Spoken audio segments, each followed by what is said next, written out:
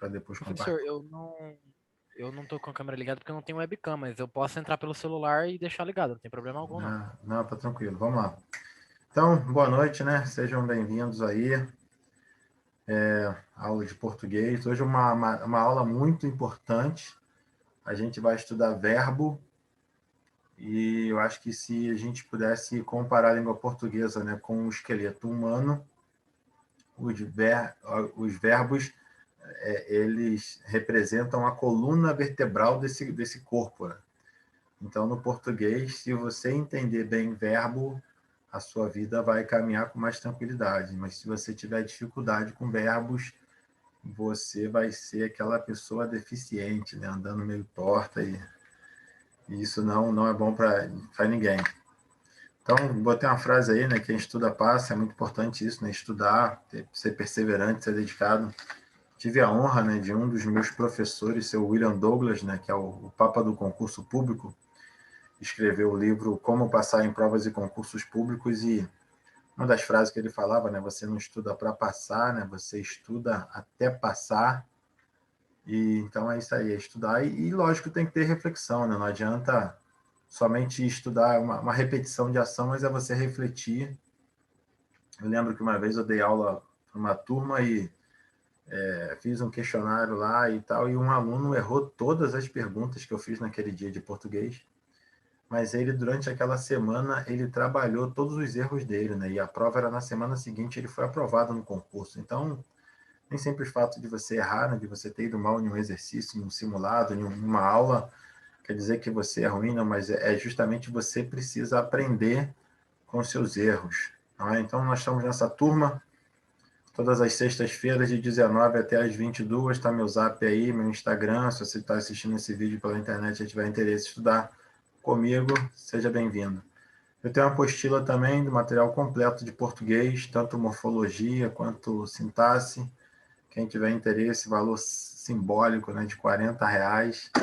Só pedir. Quem mora perto, eu sou de São Gonçalo, Rio de Janeiro, eu entrego. Hoje eu estou com um aluno aí, Giovanni, de Ribeirão Preto, São Paulo. Não dá para entregar na mão, mas dá para mandar pelo correio. Então vamos lá. Nós vamos estudar os verbos, correto? E é muito importante, não é? Teve uma vez eu fiz uma prova para dar aula na Academia do Concurso Público, né? Quem é aqui do Rio de Janeiro conhece. Foi o maior e melhor cursinho preparatório aqui no Rio de Janeiro. E aí eu tinha que dar uma aula para saber se eu ia ser aprovado ou não. E aí era uma aula com uma fonoaudióloga, né? Meia hora de aula para ela. E aí, quando eu estava indo no corredor, eu perguntei para ela: você gosta dessa matéria? E ela respondeu para mim: eu não gosto. E eu falei: olha, meu desafio vai ser grande, né? Ensinar uma matéria para uma pessoa que não gosta da matéria. Mas eu fui aprovado, né, para dar aula lá na academia do concurso público naquele período. E aí o que acontece? Às vezes a gente, eu gosto de tal matéria, eu não gosto daquela outra matéria. Esse campo do eu gosto ou não gosto, quando você tem um concurso público para fazer, você tem que vencer isso, né?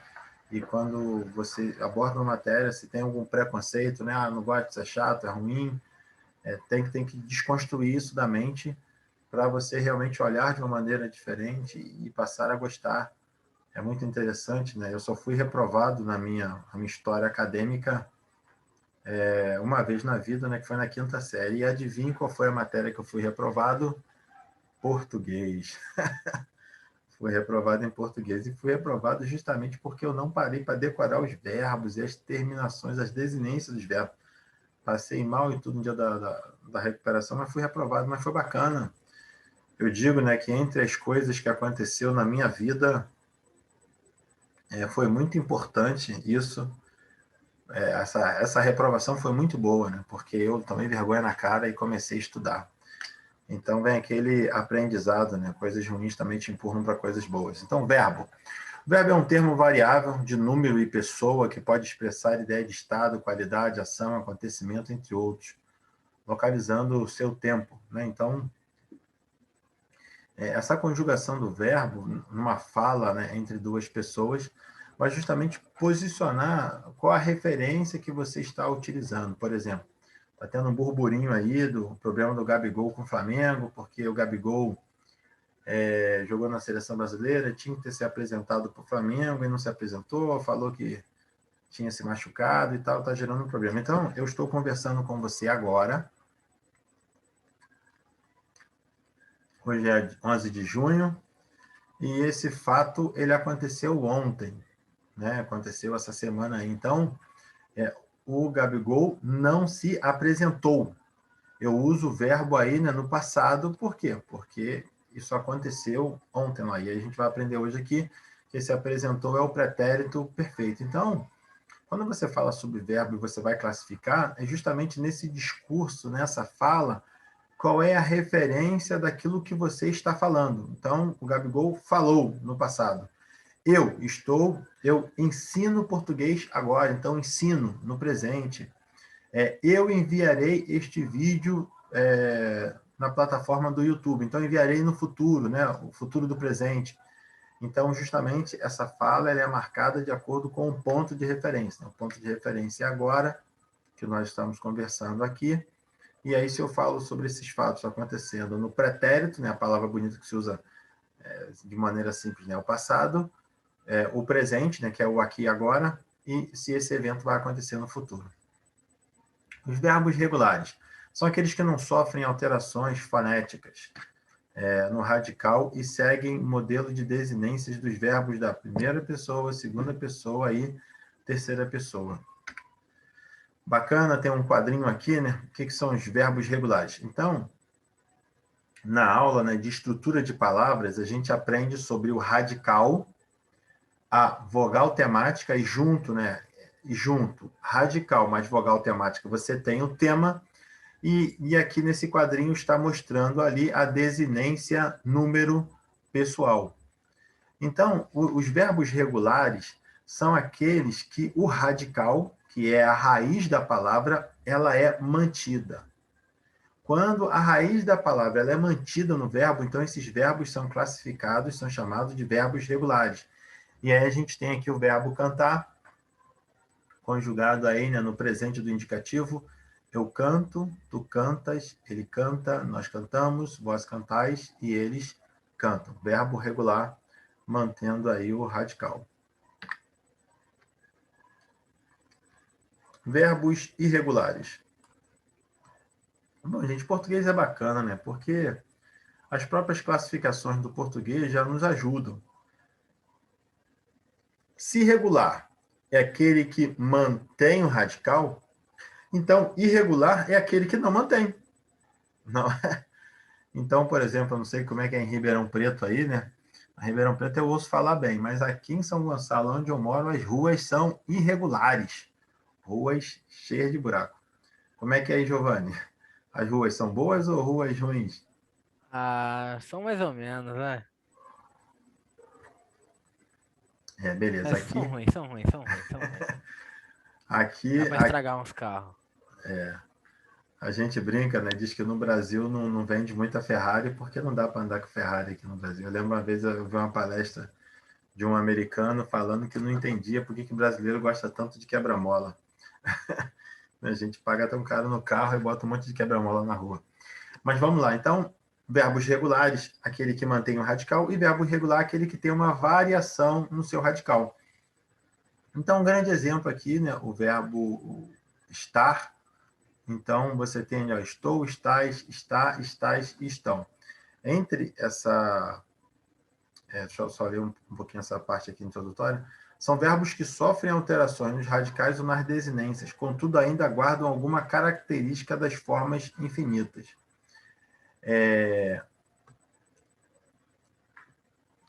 O verbo regular, nós vimos aqui o exemplo, né? Eu canto, tu cantas, ele canta, nós cantamos, vós cantais, eles cantam, o radical foi mantido. No irregular, existe alguma variação, mas não necessariamente tanta, né? O verbo estar, por exemplo, aqui, você tem ali essa mudança ali na primeira vogal que aparece, né? Na vogal temática ali, né? Estás, estou. No verbo cantar, eu canto, tu cantas, ele canta, nós cantamos, vós cantais, você vê que o A ele acompanhou a vogal A. Mas já aqui, já conjugado com a primeira pessoa, não é? Existe uma variação ali no radical. Então, esses são os verbos irregulares. Lembrando aqui, primeira pessoa do singular, eu. Segunda pessoa do singular, tu. Terceira pessoa do singular, ele ou ela. Primeira pessoa do plural, nós. Segunda pessoa do plural, vós. E terceira pessoa do plural, eles ou elas. Exemplos de verbos irregulares. Haver, ver, vir, ter, por, crer, rir, medir, caber, fazer, dizer, trazer, saber, valer e poder. Vocês vão perceber que, em regra, nos concursos, normalmente caem os mesmos verbos, não é? E aí, sempre na minha aula aqui, né, não dá para nós trabalharmos todos os verbos da língua portuguesa, mas eu sempre trabalho com aqueles que são mais usuais, aqueles que estão constantemente aparecendo nas provas. Alguma dúvida aí, inicialmente, nessa parte? Kátia, Giovanni, verbo regular, verbos irregulares? Não, tudo tranquilo, professor. Ok, vamos seguir. Então, aqui está mostrando um quadro. Aquele primeiro quadro mostrou os verbos regulares, né? E aqui agora a gente tem um quadro aqui agora também mostrando os tempos dos verbos, né? O presente, o pretérito imperfeito, o pretérito perfeito, o pretérito mais que perfeito, o futuro do presente e o futuro do pretérito. Vamos lá. Presente não cabe muita explicação, né? E ali o verbo dá, né? Eu dou, tu dás, ele dá, nós damos, vós dás e eles dão. Praticando o ato aqui, agora, não é? Pego a caneta, falo português, ensino gramática, situando esse verbo no presente. Então, eu ensino, tu ensinas, ele ensina, nós ensinamos, vós ensinais e eles ensinam. Presente, tranquilo. O que é o pretérito perfeito? Vou dar um pulo aqui, que eu acho, seguindo na sequência, né, do mais fácil para o mais difícil. O que é pretérito perfeito? Essa palavra perfeito, a gente tem uma ideia de que perfeito é algo assim, sublime, algo que não tem defeito. A ideia não é bem essa da palavra perfeito. A ideia etimológica da palavra perfeito é algo completo, né? Então, eu estou com um boné aqui, esse boné é completo. O microfone aqui que eu estou usando, ele está completo, está perfeito. Não quer dizer que ele não tenha nenhum defeito, mas aqui ele está completo.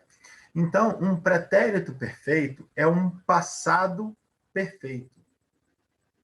É uma ação que começou lá no passado e terminou no passado. Por exemplo, eu comprei a caneta, eu comprei o boné, eu escrevi, eu criei uma apostila. Então, você percebe que na pronúncia desse verbo, essas ações, elas terminaram. Né? Eu comprei, eu consegui, eu fui lá, paguei, peguei o objeto e tirei da loja. E aí agora eu vou fazer um contraste justamente com o pretérito imperfeito. Porque o que é o pretérito imperfeito? É uma ação que começou no passado, mas por alguma circunstância não foi possível terminar. Por exemplo, eu escrevia um livro quando começou a chover. Então, eu estava escrevendo o livro, mas começou a chover muito forte e eu tive que parar, porque o barulho da telha, da chuva, eu fui obrigado a parar de escrever. Então, eu escrevia, eu falava, eu comprava uma mochila na loja quando começou um assalto. Ou seja, então, eu não terminei a compra da mochila. Eu cheguei para comprar uma mochila, mas começou um assalto, começou uma gritaria, eu tive que deixar a mochila lá, e tive que sair daquela loja, né? Eu não consegui completar aquela ação. Então, o pretérito imperfeito é aquele que a ação ela não concluiu, não completou. Então, e aí ali está a presença aqui nesse quadro, né? Eu dava, tu davas, ele dava, nós dávamos, vós davas, eles davam. Ou seja, fulano, ele estava aqui no Rio de Janeiro, não sei como é que é em São Paulo, né? Algumas pessoas católicas têm o hábito de, num período chamado de Cosme e Damião, dar doces. Né? Então, a pessoa dava doces, mas, de repente, aquela pessoa teve que parar a prova. Então, ela dava, então ela teve uma interrupção. Ela precisou parar. Ela não conseguiu completar a ação, não é?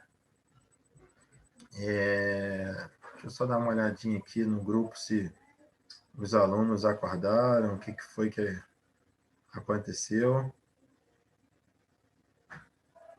Só mandar mais uma mensagem aqui para uma aluna.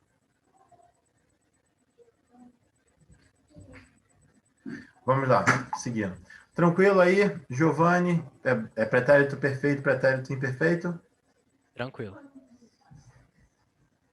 Kátia, tranquilo também? Sim. Ok, vamos lá. Agora, outro fácil aqui, né? Eu estou indo do mais fácil para o mais difícil. O que é o futuro do presente?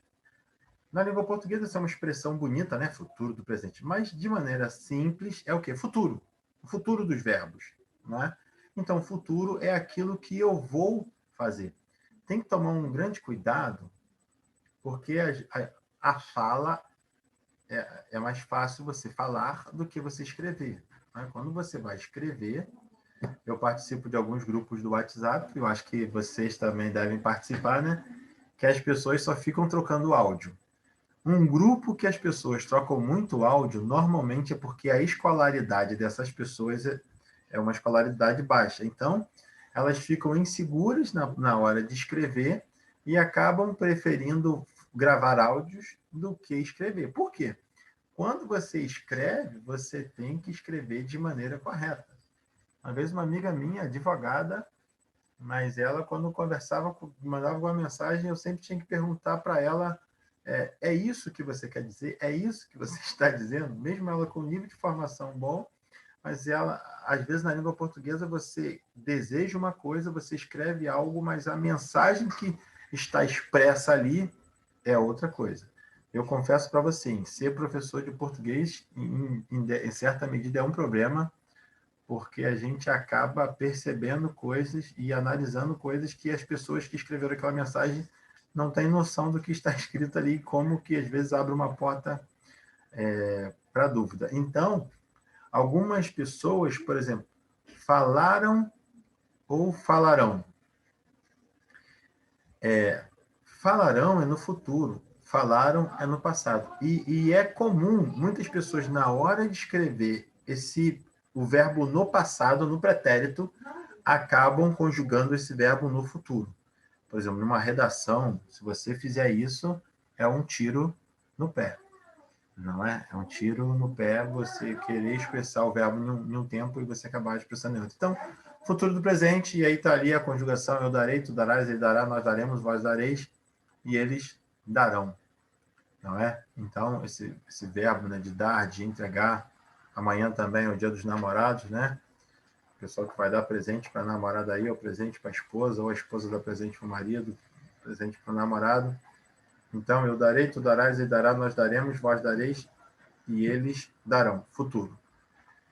Agora vamos ali para o verbo futuro do pretérito.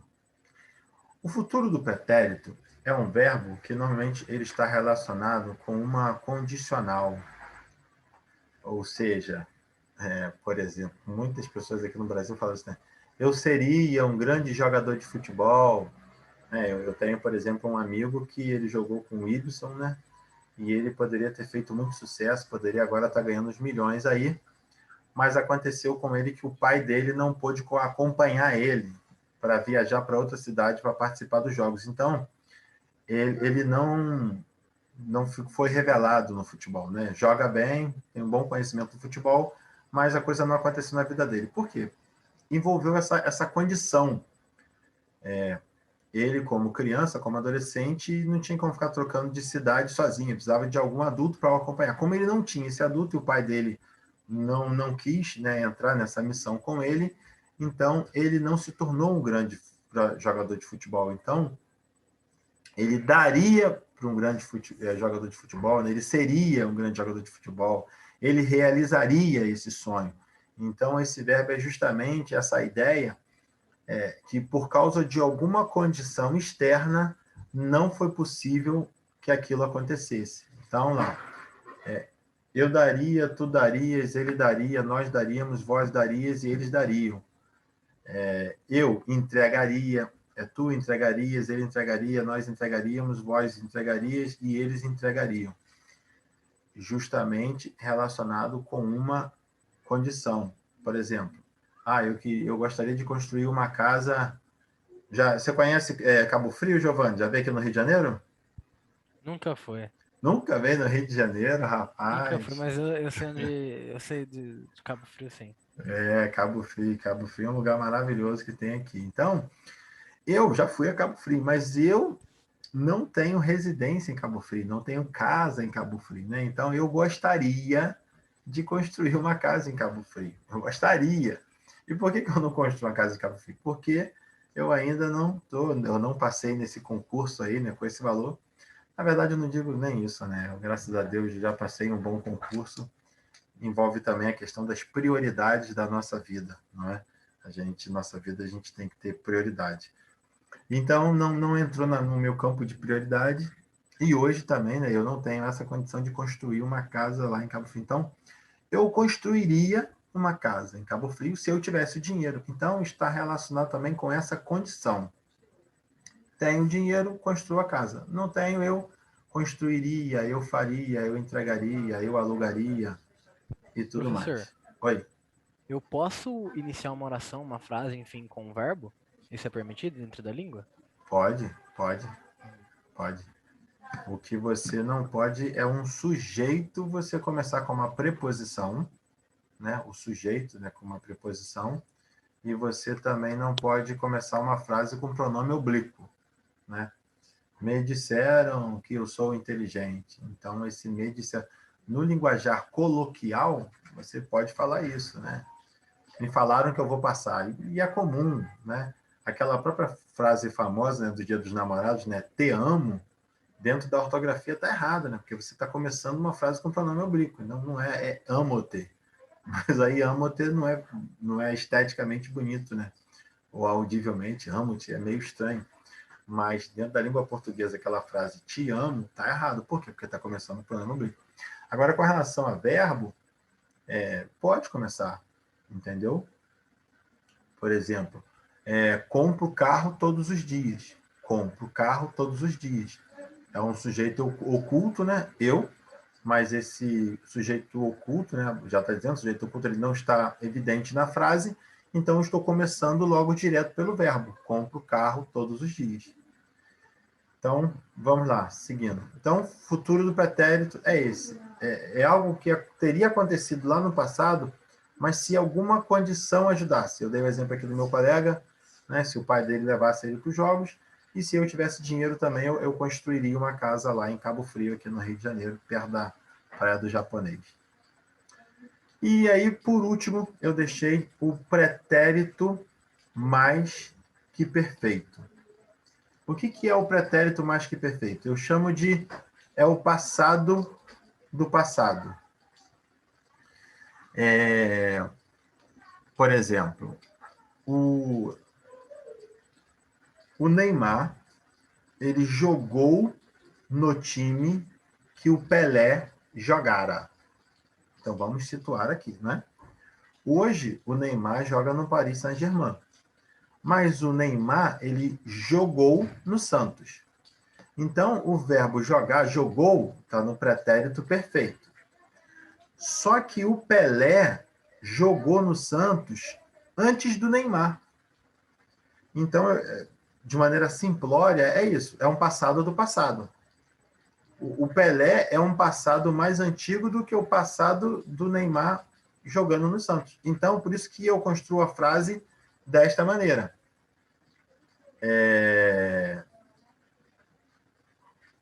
Pelé jogara no clube que o Neymar foi revelado, não é? Ou eu posso dizer, Pelé jogara no time onde Neymar jogou. Então, é importante saber que o pretérito mais que perfeito, ele precisa, em regra, de um contexto. Você não consegue, às vezes, chegar do nada assim, comprara uma caneta, entendeu? Assim, do nada soltar essa frasão. Precisa justamente de um contexto para encaixar esta frase. Por exemplo, eu comprei uma caneta onde Maradona comprara também.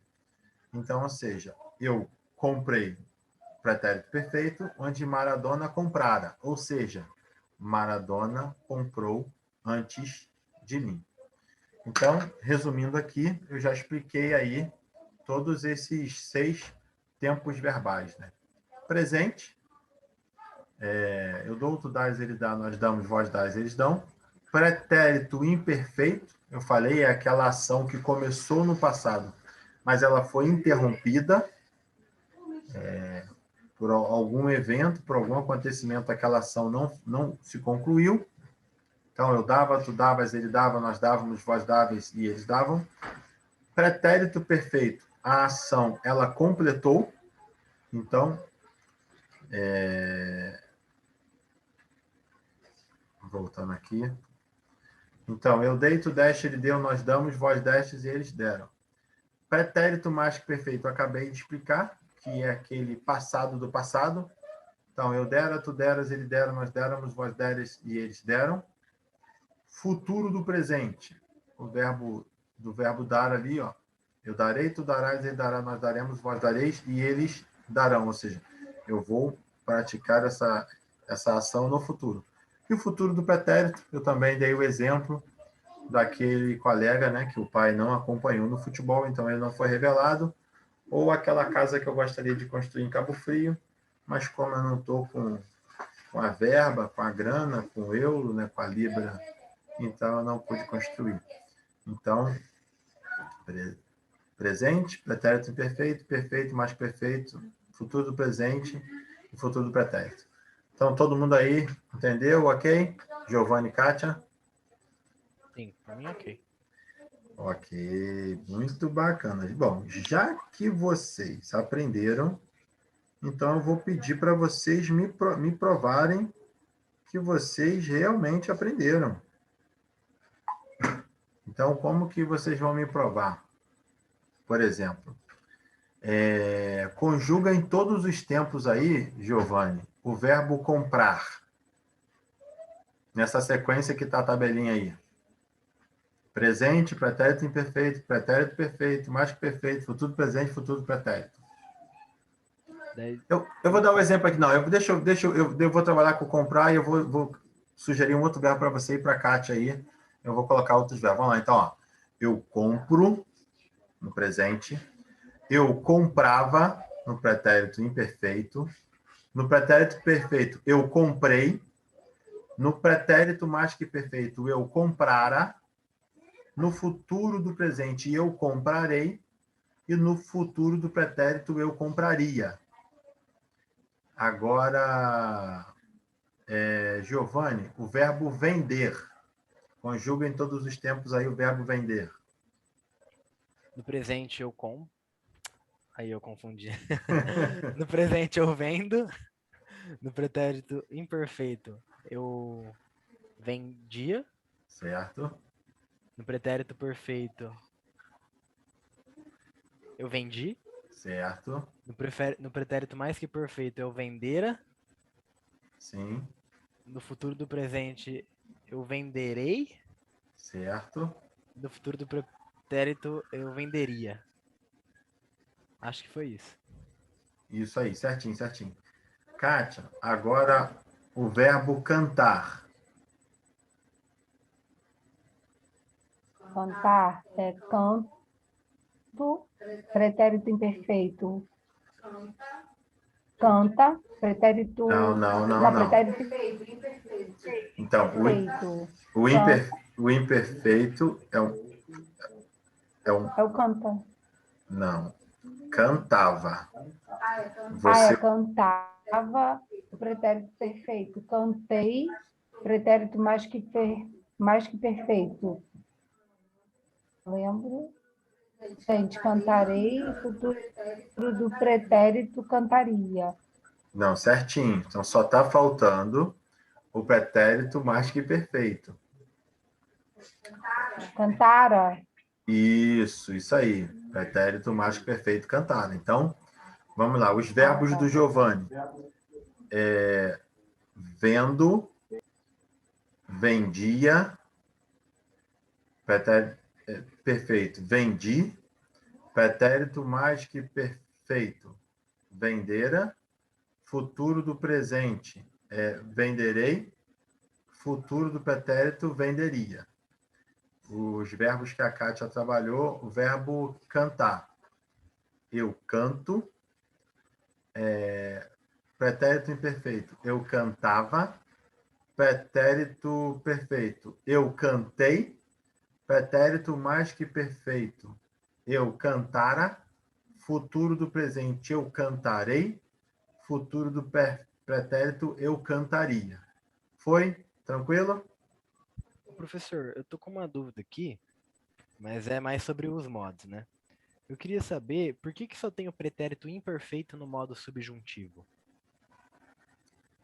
A gente vai abordar um pouquinho também essa parte dos verbos, não é? E aí, a gente tá na sequência aqui, né? A gente aprendeu os modos. Então, você vai saber, Giovanni, que existe o verbo defectivo. Existe o verbo abundante e existe também o verbo defectivo. O que é o verbo abundante? O verbo abundante é aquele que aceita mais de uma forma de conjugar esse verbo. Você pode conjugar aquele mesmo verbo de duas maneiras diferentes. E o verbo defectivo é que são alguns verbos, não existe a conjugação. Por exemplo, Giovanni, conjuga o verbo colorir na primeira pessoa no presente do indicativo. Tenta aí, verbo colorir. Só um minutinho. Presente, Verbo. primeira pessoa do indicativo. Isso. Presente, primeira pessoa do indicativo. É uma pegadinha, eu estou fazendo com você uma pegadinha, não tem, entendeu? Não dá, né? Eu coloro, seria eu coloro, entendeu? Aham. Então, ou seja, não existe eu coloro, entendeu? Então, os verbos, em algumas pessoas e modos, eles realmente não... Nesses casos, eles são chamados de verbos defectivos, beleza?